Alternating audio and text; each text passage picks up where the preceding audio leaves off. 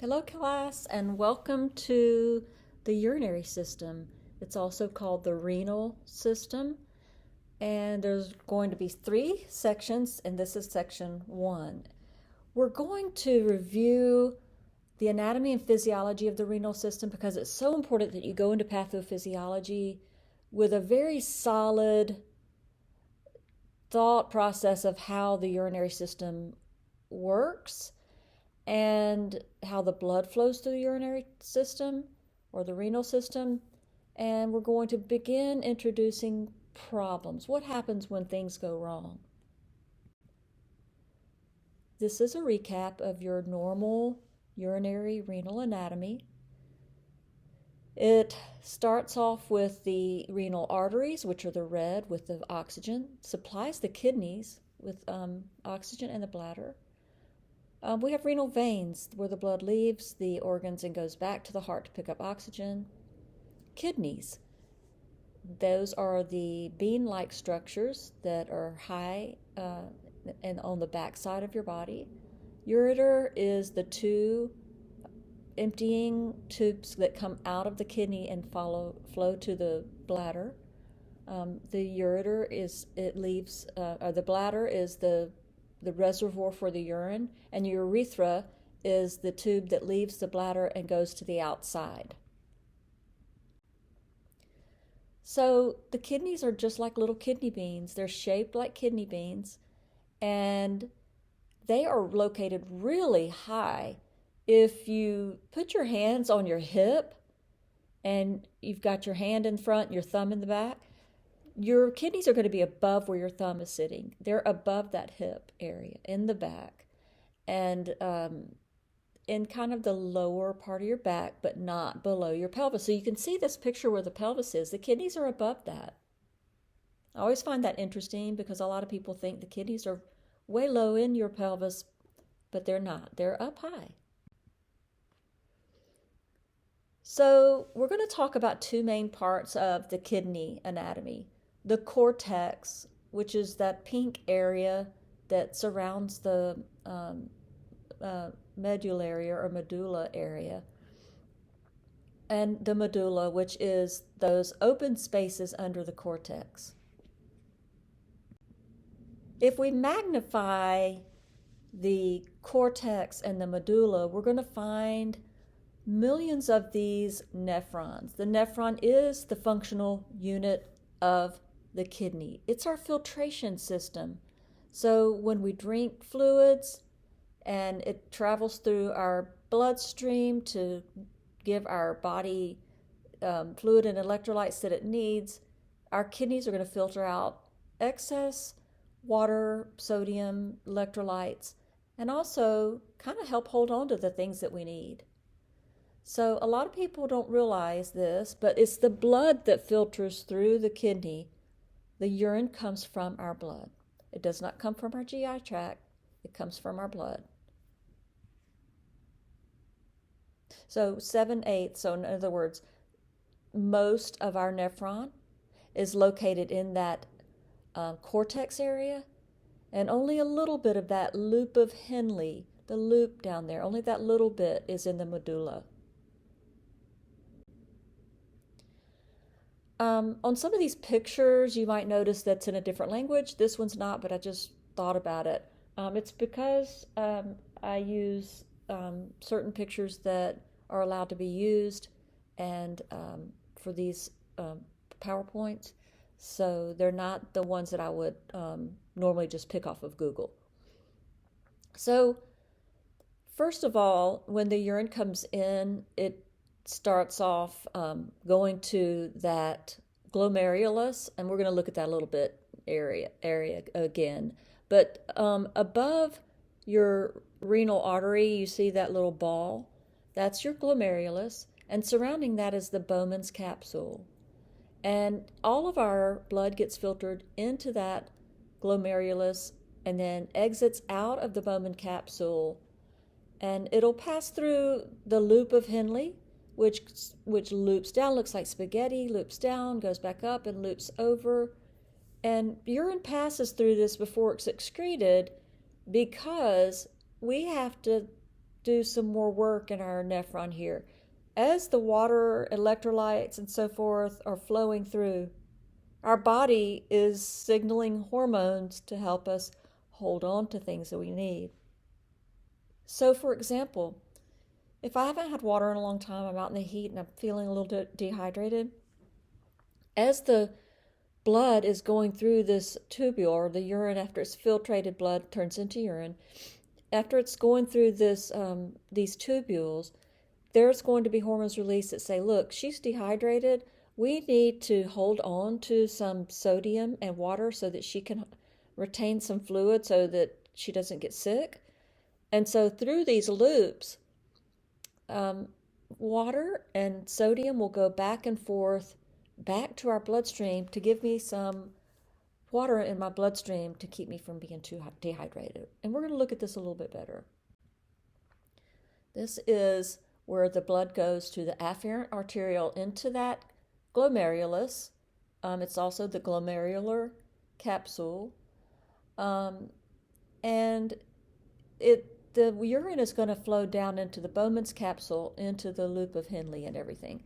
But blood that's not filtered continues to go to the efferent arteriole going down, and it passes by really close to that Bowman's capsule with a loop of Henle.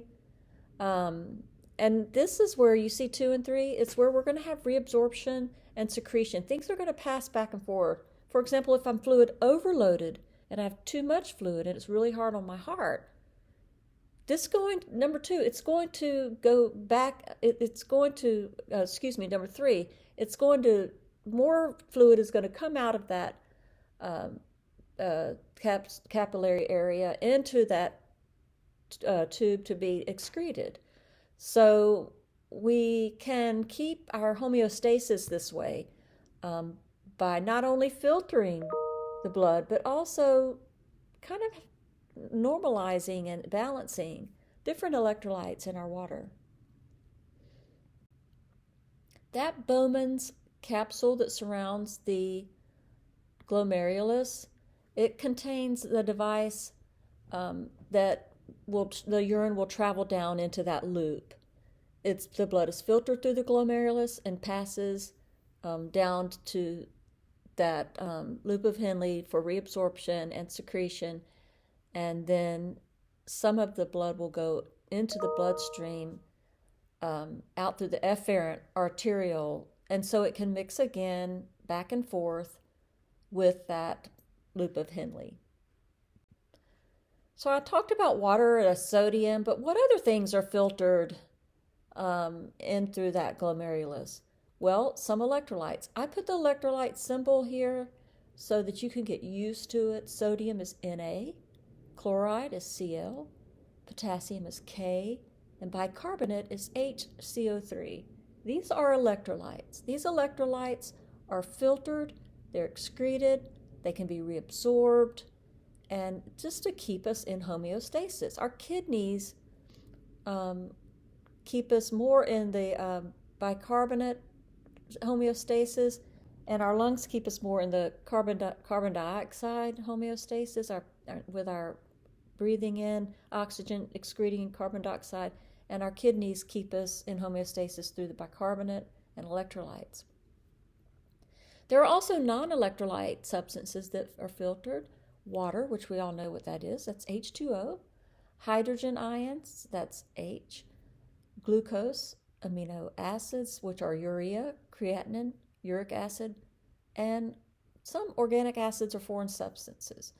So a lot is happening in that glomerulus, Bowman's capsule, the tubules, the loop of Henle. A lot is happening there. A lot is going back and forth. And this is a part of how we keep our homeostasis. This is just another close-up look of how the urea, which is what's mainly composed in urine, can go back into the loop. The water can leave, sodium can leave, chloride can leave, chloride can be put back in. So it goes back and forth here because it's so close to the bloodstream. You see the loop on the left side. The little square is just that bigger part on the right side. So a lot of exchange takes place in the loop. The reabsorption, as we talked about, can be a major function in our concentration or dilution of our urine, whether it's really concentrated and darker in color or whether it's really clear and diluted. So those tubules are the loop of Henle. It's really permeable, meaning things can pass back and forth easily. It's permeable to a lot of the solutes that we just talked about. And in the distal tubule, where it leaves that loop of Henle, we're going to have some reabsorption of water and hormonal influence. The hormones that I keep talking about that help us with reabsorption is angiotensin, angiotensin 2, and aldosterone. Although you don't need to know specifically right now what each of them does at length, it would be really good for you to go over that, maybe in a book or online. But angiotensin 1 is released, and it converts to angiotensin 2 and then aldosterone. And it will help with the reabsorption of sodium and water into our bloodstream from the tubes. We can also take medications that will help get rid of fluid. So there are diuretics, and diuretics is just another name for a water pill. So somebody that's not in medicine, not going into healthcare, would say, I take a water pill every day. And a water pill is a diuretic, which helps it interferes with sodium and water reabsorption, and it causes us to urinate more water out and get rid of fluid. And it lowers the blood pressure. Anytime we lose fluid and get dehydrated, our blood pressure is going to drop. And one thing to remember when going into pathophysiology course is that sodium and water kind of follow each other. So if you're holding on to a lot of water fluid in your body, you want to cut down your sodium, because the more you increase your sodium, the more water you're going to retain. So the 4 types of major diuretics are the ones listed here that I listed. You can refer to the site that I provided, or to a reference, Mayo Clinic, for detailed information on these.